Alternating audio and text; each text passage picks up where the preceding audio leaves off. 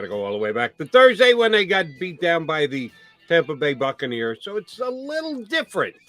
And it'll be a little different because, damn, those Eagles, they always make these big moves right after Bird's 365 gets off the air. McMullen and McDonald had signed off on Friday after reviewing the loss at the hands of the Tampa Bay Buccaneers. Little did we know, an hour afterwards, the Eagles would trade one of their best players and one of the most popular players ever here to wear midnight green. Did he ever wear Kelly green? They never wore Kelly green during Zach Ertz's time, did they, J-Mac? You would have to talk to somebody who cares about uniforms, but no, I do not believe so. But that kind of stuff doesn't matter. I do want to say before we get into Zach Ertz, because something did break while we are on the air, and that's that Lane Johnson is returning to the Eagles. Released a statement about 3 minutes before we came on the air. Let me just read it real quick for the fans. I would like to thank everyone for their understanding and support over the last 2 weeks. I appreciate the positive notes and messages as I've worked hard to restore my personal life. Depression and anxiety are things I've dealt with for a long time and have kept hidden from my friends and family. If you're reading this and struggling, please know that you are not alone. I'm excited to rejoin my teammates and coaches. I'm grateful for the entire Eagles community and look forward to continuing to play in front of the best fans in the world. So Lane Johnson is back as Zach Ertz unfortunately leaves, but obviously the latter a big positive for this Eagles team moving forward. That certainly is, because Lane Johnson still, when healthy, and that's not always the case, and I'm not even talking about his mental health, I'm just talking about his physical health, is still for me one of the best right tackles in football. And although the Eagles had some guys step in and play well enough, Jack Driscoll 1 week, Jordan Mailata a couple weeks, moving from the left side to the right side, the Eagles are better when Lane Johnson is in the lineup, and glad to hear that Lane has been able to work through his problems and rejoin the team this week. So that's a bit of good news. I will absolutely, positively, unquestioned in my mind, say it was bad news that Zach Ertz was traded on Friday. I get the fact that keeping Zach Ertz here, signing to a contract extension, or at the end of the season, re-signing him was probably not going to happen. Small percentage chance like something like that could work out. But then again, many believed it was only a small percentage chance that he'd ever wear an Eagle uniform again after the end of last year. And damn if we didn't get another 6 games out of Zach Ertz here. What the Eagles got in return for him, as far as I'm concerned, is not much at all.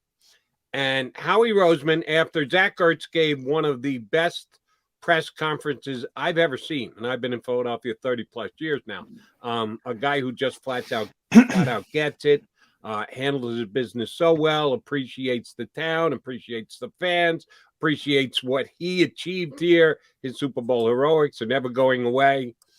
They got minimal compensation in return. So I've got a problem with the trade, number one, and we'll get into it even a little bit more.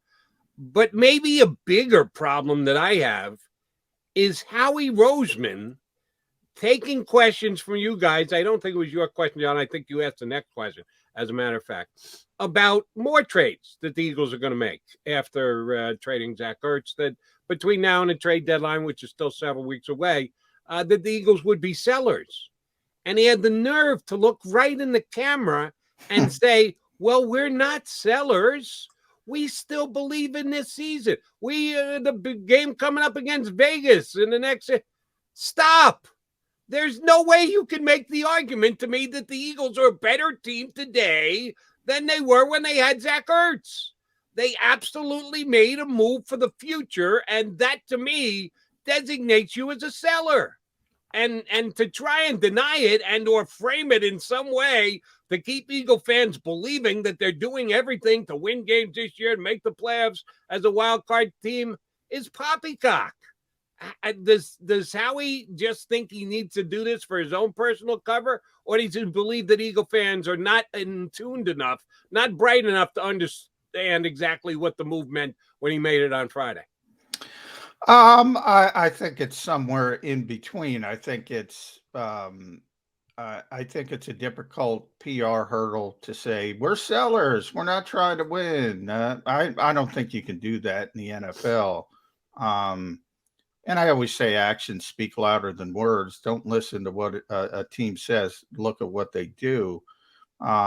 And we'll see. The NFL is not baseball. It's not basketball. You don't have this flurry of trades to begin with. It's gotten a little bit more as you gotten younger GMs who are more willing to do some different things. It's much better than it was in the past when it was virtually nothing. So you have that part of it as well. I mean, this is not a league generated where you can send 4 or 5 players away to begin with. So that's part of it that you throw into the mix as well. But more that you can't just say, especially in this town, you can't just say, "Oh no, we're done." And remember, the trade deadline is still early enough in the season in the NFL where you can say, and we've been talking about it. I can't believe people talk about playoffs, but if you add the extra wild card in, it's going to be about 500. Going to be 9-8. Going to be probably 8-9. That final team. So you could talk yourself into things that, oh, we got the soft part of our schedule. We just got through the difficult part of our schedule. The soft part of our schedule is coming up. So your fan base sees that and say, why can't we be that final wild card team? Now, I don't think the Eagles believe that, but you can't just go out and say, we stink. We're done. We're going to pull the plug. Fletcher Cox is leaving, blah, blah, blah. Also, you don't want to alert other teams and use your leverage. But I do think you're right. Howie Roseman got a lot of credit this week because Miami's so bad. They lose to Jacksonville, obviously, and essentially traded, he's getting Devontae Smith and a top 5 pick for Jalen Waddle or somebody, you could throw it that way. You could spin it that way. Well, by the way, Jalen Waddle is a pretty good player, but still a terrible trade for Miami. So he was getting a lot of positives for that trade, rightfully so. It was a very good trade. This trade was really bad. You go back to training camp, your guy, Chris Herndon from the Jets got a 4th round pick for Chris Herndon, who does nothing. Now, granted, he's younger. He's less expensive, so you have to add that in. But, Howie was talking about, I want a day 3 pick. We all kind of scoffed about that. This is behind the scenes. We all kind of scoffed about that. But we were thinking as you were going to go on, if you're going to leverage Arizona, who thinks it's a contender and is probably right, and if you're going to leverage Buffalo, which is a contender, at the trade deadline or near the trade deadline, you got to get me a 4th round pick at the bare minimum. And he ends up getting a 6th round pick and a 6th round corner who they claim they like in the draft. And I'm sure they're right. Bottom line, you got 2 6th round picks for Zach Ertz. Was it a 6th or a 5th? A 5th. I'm sorry. You're right. A 6th and a 5th. So 2 late round picks. That's not good enough. That's not good enough for Zach Ertz. Now maybe Tay Gowan turns out to be a good player, but he wasn't playing in Arizona. He's a rookie player. They already have Zach McPherson, who was a 4th round pick. They already have the kid they picked up from Denver, Mac McCain, who hasn't seen the field. So they keep throwing these young corners in the mix.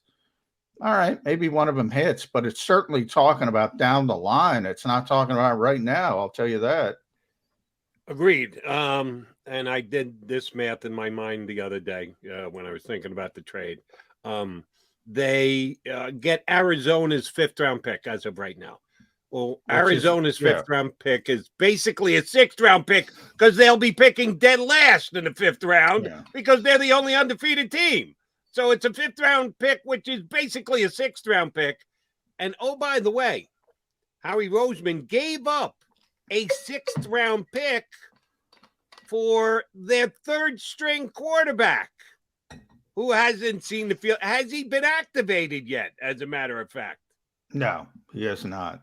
But I don't have a problem with that. I mean, I don't have a problem with trading 6th, 7th round ever. throw them around because GMs, they think, oh, let me get these extra picks. History is what history is. You can look at it. Occasionally you hit on a player late. The odds are not great. You can get a young quarterback. I don't have a problem with that. Either way, I memean, I don't think Gardner Minshew is going to be great for this team either. But I don't have a problem giving up a 6th-round pick. I have a problem accumulating 6th and 7th round picks and acting like it's going to do something for you. I have more of a problem with that, to be honest. Well, the point I was trying to make was in comparison value. Zach Ertz, who is going to be an Eagles Hall of Famer someday, and I talked about that, which I got to believe for Zach was a little uncomfortable. He's still playing. He's just played a game for the Eagles in which he scored a touchdown. He's going to go to Arizona. He's going to try and get back to a Super Bowl again, something he did quite successfully here. Thank you very much.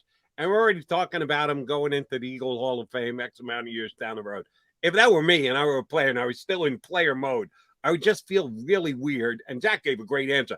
I'm going to kind of leave that up to you guys, which I felt bad that he had to even go down that road. But if you're a member of the media, you want to ask that question. So it's just kind of a hinky kind of thing. But he's a guy who's still a viable guy. And all they got in exchange was a 5th-round pick when just to put a kind of focus on what a 5th-round pick is worth, the maybe potential last pick in the 5th round because Arizona's that good. The Eagles gave up, which is looking like it's going to be a rather high 6th-round pick. Are you equating Zach Ertz to Gardner Minshew? Gardner Minshew can't even dress on Sundays as compared to the greatest tight end to ever play for the Philadelphia Eagles. And those things, as far as trade chips going back and forth between teams, are damn close to equivalent. That just doesn't work. That doesn't make any sense if you're an Eagle fan. So that was the point I was trying to make. Howie Roseman looking to upgrade and use his leverage and get the Eagles to be a better team. Not with this trade, he didn't. And I'm sorry, Howie. Well, you are officially a seller. You can't look me in the eye, make that deal, and say, oh, but we're still in it. We're still playing for 2020, 2021. No, you're not. This trade, to me, I look at this trade, has nothing to do with 2021, has more to do with 2022.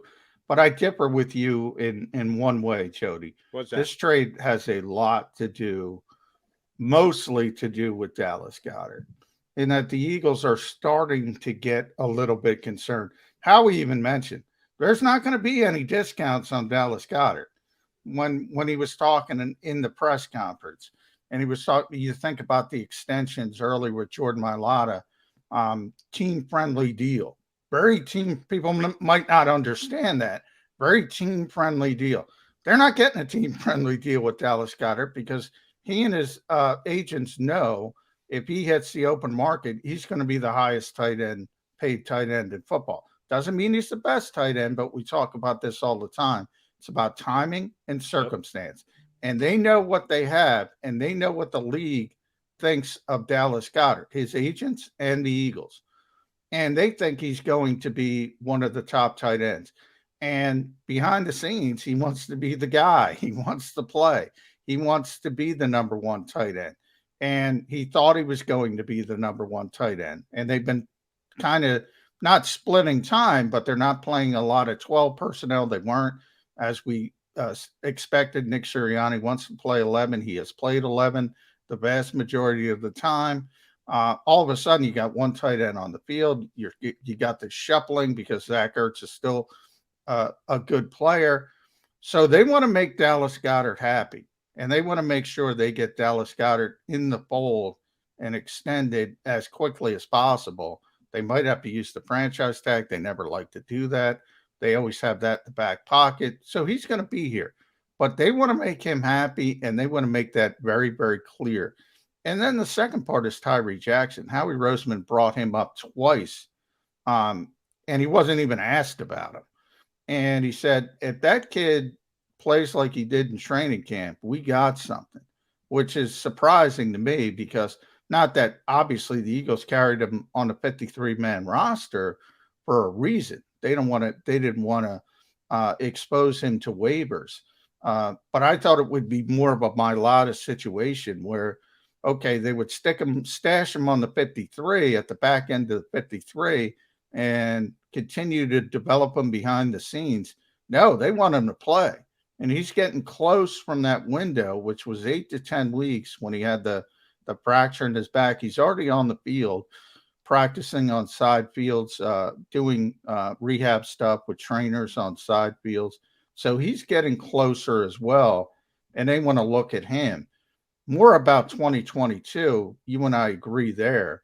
But I think this isn't about the Eagles saying we stink and we do this. It's about number one, and by far number one, make Dallas Goedert happy, clear the runway, so to speak, for him to be a true number one tight end, and then the development of Tyree Jackson a little bit further back, more than anything about Zach Ertz. But Howie said, and I was the one who asked the question about Dallas, and Howie said, we knew we weren't going to be able to keep both. Simple as that. Everybody knew that. And he finally went on the record and admitted it. So get what you can get. I just question he could probably have gotten a little bit more, I would think, if he traded him, say, draft weekend. He probably could have been in the 4th round range. And I had heard he got offered 4th round picks in the past.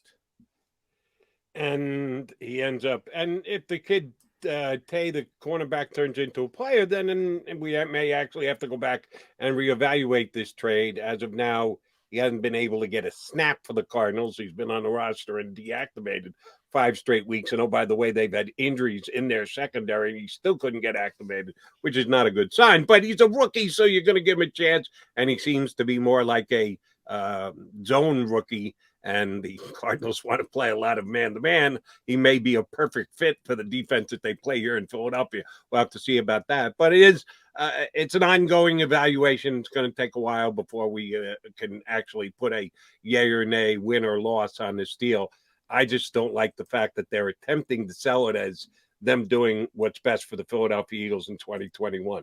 No, you're not. You're doing what's best for the Eagles in 2022, which means you're putting less of an emphasis on this season. And I'm sorry, Howie, you can say it till you're blue in the face.